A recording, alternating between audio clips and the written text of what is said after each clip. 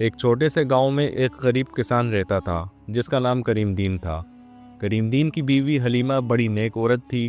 وہ ہمیشہ شوہر کو صبر اور شکر کی تلقین کرتی، اکثر کہتی، کریم، اللہ نے جو دیا ہے اس میں برکت ڈالے گا، بس دل صاف رکھو اور محنت جاری رکھو۔ مگر کریم کے دل میں کہیں نہ کہیں یہ خواہش چھپی تھی کہ کبھی وہ بھی دولت مند بنے گا، اس کے گھر میں روشنی، کھانے میں مزہ اور زندگی میں آسانی ہو۔ ایک دن جب کریم ندی کے کنارے لکڑیاں کاٹ رہا تھا، اسے ایک زخمی مرغی نظر آئی۔ وہ معمولی مرغی نہیں تھی، بلکہ اس کے پروں سے عجیب سنہری چمک نکل رہی تھی۔ کریم نے حیرت سے مرغی کو اٹھایا، اسے گھر لایا، اس کے زخم صاف کیے اور دانے ڈال دیے۔ حلیمہ نے ہنس کر کہا، یہ بھی قسمت کا انعام ہوگی، دیکھنا یہ ہمیں خوشی دے گی۔ صبح جب کریم جاگا تو مرغی کے نیچے سے ایک چمکتا ہوا انڈا نکلا، مگر یہ انڈا سونا تھا۔ کریم کی آنکھیں حیرت سے پھٹی رہ گئیں۔ وہ انڈا ہاتھ میں اٹھا کر بولا، یہ تو خالص سونا ہے۔ حلیمہ کے لبوں پر شکر کا کلمہ آیا۔ دونوں نے اسے چھپا دیا اور اللہ کا شکر ادا کیا۔ کریم نے وہ انڈا شہر کے سونار کے پاس لے جا کر بیچا تو اسے اتنی رقم ملی کہ وہ پورا مہینہ آرام سے گزار سکتا تھا۔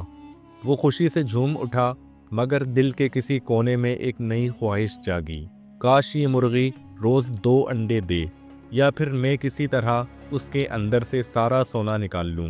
دن گزرتے گئے، مرغی ہر روز ایک سونے کا انڈا دیتی رہی۔ کریم کا گھر بدلنے لگا، پرانے برتنوں کی جگہ نئے برتن آنے لگے، کپڑوں میں رنگ، کھانے میں ذائقہ بڑھ گیا، مگر ساتھ ہی اس کے چہرے پر غرور بھی آنے لگا۔ وہ اب گاؤں والوں سے کترانے لگا اور خود کو بہتر سمجھنے لگا۔ ایک شام حلیمہ نے کہا، کریم، اللہ کا شکر ادا کرو، اس نے ہمیں عزت دی، لالچ نہ کرو۔ مگر کریم کے کانوں پر جوں تک نہ رینگی۔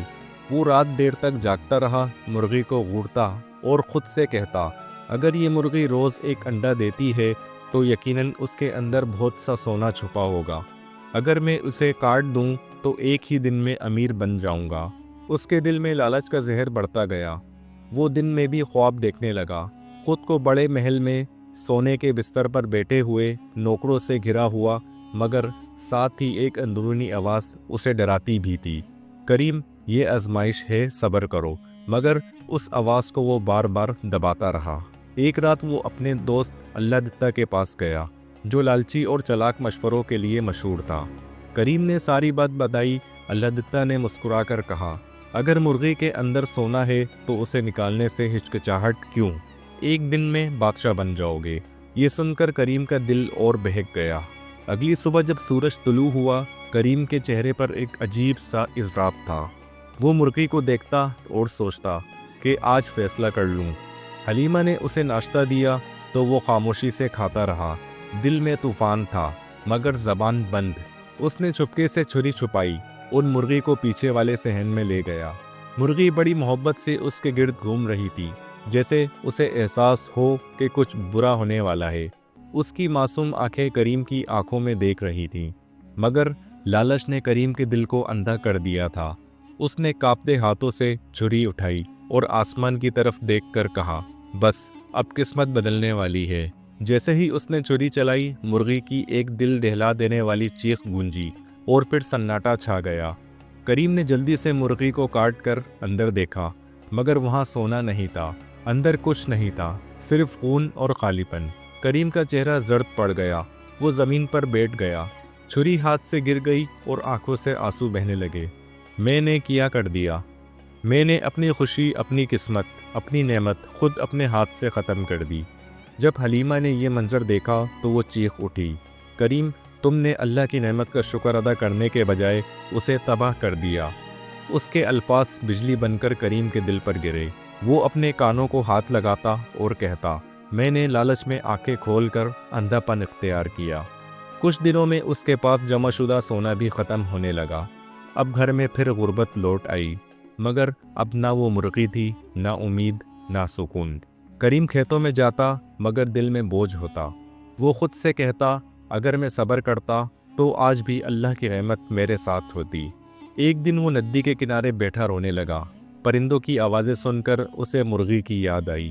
اس نے آسمان کی طرف دیکھا اور دعا کی، اے اللہ، مجھے معاف کر دے، मैंने तेरी रहमत की नाकदरी की, मुझे दोबारा सब्र अता कर। इस लम्हे उसके दिल में सुकून उतरने लगा। वक्त गुजरता गया, करीम ने दोबारा खेतों में मेहनत शुरू की। उसने अपने दिल से लालच का जहर निकाल दिया। अब वो लोगों की मदद करने लगा, गरीबों को दाना देता, बच्चों को पढ़ने की तरगीब देता। उसके चेहरे पर दोबारा नूर आ गया। एक रात उसे ख्वाब में वही मुर्गी नजर आई, सुनहरी रोशनी से घिरी हुई। उसने कहा, करीम, अल्लाह ने तुम्हें माफ़ कर दिया, मगर याद रखो, लालच इंसान को अंधा कर देता है और जो सब्र करता है वही असल दौलत पाता है। सुबह जब वो बेदार हुआ तो उसका दिल अजीब सुकून में था। उसने बीवी को सारी बात बताई। हलीमा ने मुस्कुराकर कहा, यही असल दौलत है करीम, दिल का सुकून, ईमान की रोशनी और सब्र की ताकत।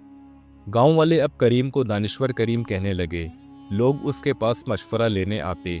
वो हर एक को यही कहता, लालच मत करो, जो अल्लाह दे उस पर शुक्र करो, क्योंकि अगर नेमत छिन गई तो सब कुछ बेकार हो जाता है। एक दिन एक अजनबी गांव आया। उसने करीम को एक मुर्गी तोहफे में दी। करीम ने हंसकर कहा, अब मैं किसी नेमत का इम्तिहान नहीं लूँगा, जो मिलेगा शुक्र के साथ कबूल करूँगा। उसने मुर्गी को प्यार से दाना डाल दिया और उसके लिए छोटा सा छप्पड़ बना दिया। उसी रात जब वो मुर्गी को देखने गया तो उसके नीचे एक आम सा अंडा रखा था। करीम ने वो अंडा उठाया और बीवी से कहा, यह भी अल्लाह की निशानी है, चाहे ये सोना हो या मिट्टी, इसमें बरकत वही डालेगा। वक्त गुजरता गया, करीम का घर दोबारा आबाद होने लगा। उसके चेहरे पर वो इत्मीनान झलकने लगा जो दुनिया के ख़जाने से नहीं ख़रीदा जा सकता। गांव वाले उसे मिसाल बनाते, ये वो शख्स है जिसने लालच के अंधेरे में रोशनी तलाश की। एक दिन उसने अपने बच्चों को बुलाया और कहा, याद रखो मेरे बेटो, दौलत इंसान को नहीं बनाती, नियत बनाती है, और जो लालची बन जाए वो सब कुछ खो देता है। बच्चे खामोशी से सुनते रहे। उनकी आंखों में आंसू और अकीदत चमक रही थी। यूं करीम दीन की ज़िंदगी एक सबक बन गई। वो अब गांव के हर शख्स को कहता, सोना तुम्हारे दिल में है, अगर तुम सब्र, शुक्र और ईमान रखते हो, मुर्गी के अंडे से ज़्यादा कीमती वो दिल है जो लालच से पाक हो। उसकी बातें दिलों में उतर जाती और उसकी कहानी पूरे इलाके में मशहूर हो गई। सोने के अंडे देने वाली मुर्गी और लालची शख्स के नाम से, जो हर सुनने वाले को याद दिलाती है कि लालच का अंजाम हमेशा नुकसान होता है। प्यारे दोस्तों, उम्मीद करता हूँ आपको आज की ये स्टोरी ज़रूर पसंद आई होगी। अगर आपको ये स्टोरी पसंद आई है तो कमेंट्स में अपनी राय का इजहार ज़रूर कीजिएगा और हमारे इस चैनल को सब्सक्राइब और वीडियो को लाइक ज़रूर कीजिएगा। आपका ये वीडियो देखने का बहुत बहुत शुक्रिया।